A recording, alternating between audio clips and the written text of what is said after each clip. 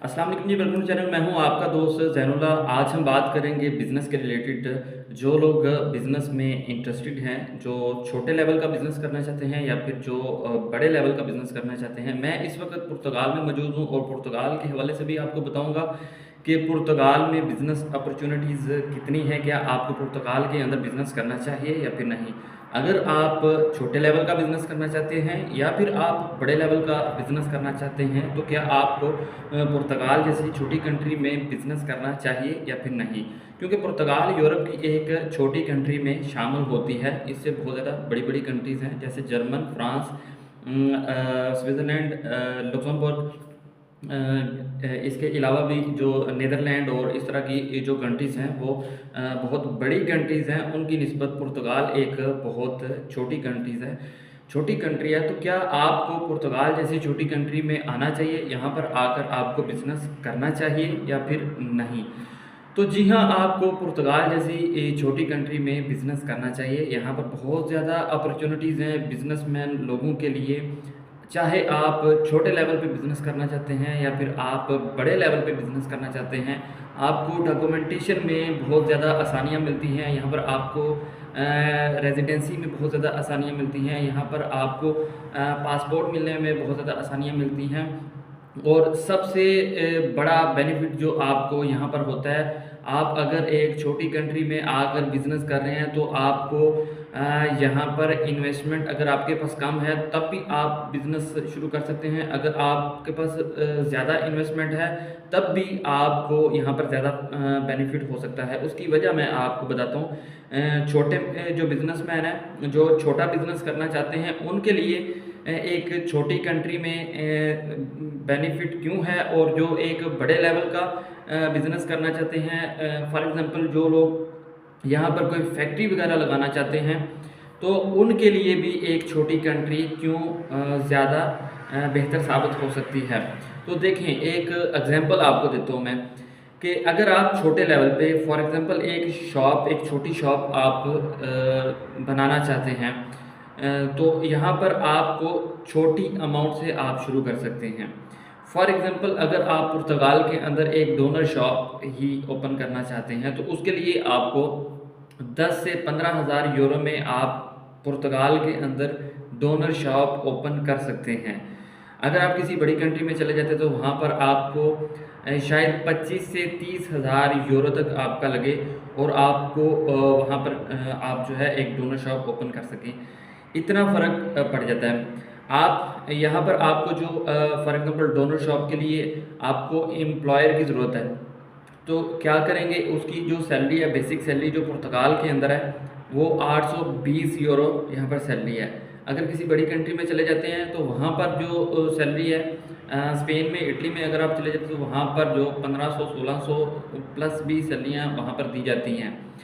तो यहाँ पर आपको लेबर कास्ट यहाँ पर सस्ती पड़ जाती है, वहाँ पर आपको लेबर कास्ट महंगी पड़ जाती है। यहाँ पर आपको एक डोनर शॉप के लिए जो सामान मिल रहा है, जो आपको चिकन मिल रहा है या फिर जो आपको ब्रेड मिल रही है, जो वेजिटेबल्स आपको मिल रही हैं, वो यहाँ पर सस्ती मिल रही हैं, वहाँ पर आपको महंगी मिल रही हैं।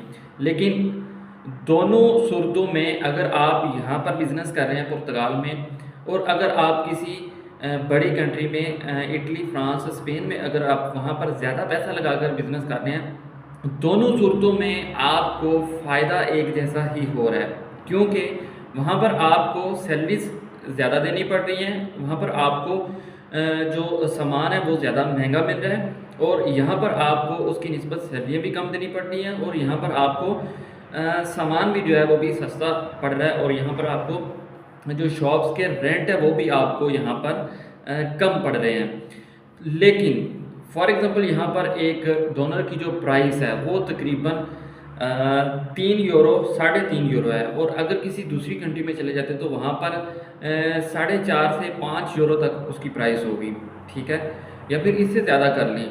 लेकिन दोनों सूरतों में अगर आप एक छोटी कंट्री में देख रहे हैं और एक बड़ी कंट्री में देख रहे हैं, दोनों में जो आपकी प्रॉफिट आ रही है, एक डोनर में आपको फॉर एग्जांपल एक डोनर में 1 यूरो आप यहाँ पर भी बचा रहे हैं और 1 यूरो आप वहाँ पर भी बचा रहे हैं।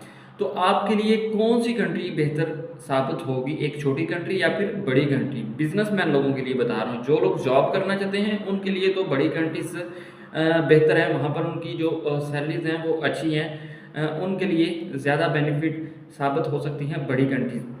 छोटी कंट्रीज़ में उनको सैलरीज़ कम मिलेंगी, लेकिन जो बिज़नेसमैन लोग हैं, उनके लिए जो छोटी कंट्रीज़ हैं वो बेहतर साबित हो सकती हैं। अगर आप इसके मुतबादल अगर बड़े लेवल पे बिज़नेस करना चाहते हैं, कोई फैक्ट्री बनाना चाहते हैं, तो भी आपके लिए एक छोटी कंट्री बेहतर साबित हो सकती है। यहाँ पर आपको लेबर कॉस्ट, यहाँ पर आपको प्रॉपर्टी के रेंट्स, यहाँ पर आपको हर चीज़, आपको बिजली के बिल, आपको पानी के बिल, गैस के बिल, हर चीज़ यहाँ पर आपको सस्ती मिलेगी। जिससे आपकी, अगर आप कोई अपनी फैक्ट्री में कोई प्रोडक्ट बनाना चाहते हैं, तो वो भी आपको यहाँ पर कम कीमत में पड़ेगी और आप अपनी प्रोडक्ट को फिर किसी दूसरी कंट्री में सेल करेंगे। छोटे लेवल के बिज़नेस में आप पुर्तगाल के अंदर रहकर ही आप अपना बिज़नेस करेंगे और अपनी प्रोडक्ट को पुर्तगाल के अंदर ही आप सेल कर रहे हैं। यहाँ पर आपको कम इन्वेस्टमेंट में आप अपना बिज़नेस शुरू कर रहे हैं। लेकिन अगर आप बड़े लेवल पे बिज़नेस कर रहे हैं, आप फैक्ट्री बना रहे हैं, तो भी आपकी इन्वेस्टमेंट यहाँ पर कम लगेगी, लेकिन आपको बेनिफिट यहाँ पे ज़्यादा होगा। आप अपनी प्रोडक्ट्स को दूसरी कंट्रीज़ में जाकर सेल करेंगे। ऑलरेडी मैं इसमें मेरा एक्सपीरियंस है, मैं देख चुका हूँ ये चीज़ कि स्विट्ज़रलैंड के और लुक्सेमबर्ग, फ्रांस और जर्मन, इस तरह की जो बड़ी कंट्रीज़ हैं, वहाँ के जो बिज़नेसमैन लोग हैं, वो उठकर पुर्तगाल जैसी कंट्री में और इसके अलावा रोमानिया कर ले और जो छोटी कंट्रीज़ हैं, यहाँ पर आकर वो बिज़नेस करते हैं, वो इन्वेस्टमेंट करते हैं, वहाँ यहाँ पर आकर वो अपनी फैक्ट्रीज़ लगाते हैं और अपनी प्रोडक्ट को दूसरी बड़ी कंट्रीज़ में जाकर वो सेल करते हैं, तो उनको बहुत ज़्यादा प्रॉफ़िट होती है। इसके अलावा पुर्तगाल जैसी छोटी कंट्री में मौसम के हवाले से अगर देखा जाए, तो यहाँ का मौसम बहुत ही प्यारा है। गर्मियों के अंदर इतनी ज़्यादा गर्मी नहीं होती और सर्दियों में इतनी ज़्यादा सर्दी नहीं होती। सर्दियों का जो मिनिमम जो टेम्परेचर है, वो तकरीबन 5 से 6 डिग्री तक होता है और यहाँ पर बारिशें होती रहती हैं, जिसकी वजह से ज़्यादा सर्दी नहीं होती। और गर्मियों का जो मैक्सिमम जो टेम्परेचर है यहाँ पर, वो 25 से लेकर 30 डिग्री तक होता है, जिसकी वजह से इतनी ज़्यादा यहाँ पर गर्मी नहीं होती। और यहाँ पर लेबर की शॉर्टेज नहीं है, लेबर वाफर मिकदार में है, यहाँ पर जॉब्स कम है और लेबर यहाँ पर ज़्यादा है। आपको लेबर बहुत आसानी के साथ यहाँ पर मिल सकती है अगर आप पुर्तगाल जैसी छोटी कंट्री में बिज़नेस करना चाहते हैं, क्योंकि पुर्तगाल के जो पुर्तगीज़ जो लैंग्वेज है, ये तकरीबन 6 से 7 कंट्रीज़ के अंदर बोली जाती है। ब्राज़ील में इसके अलावा भी कुछ ऐसी कंट्रीज़ हैं जहाँ पर पुर्तगीज़ लैंग्वेज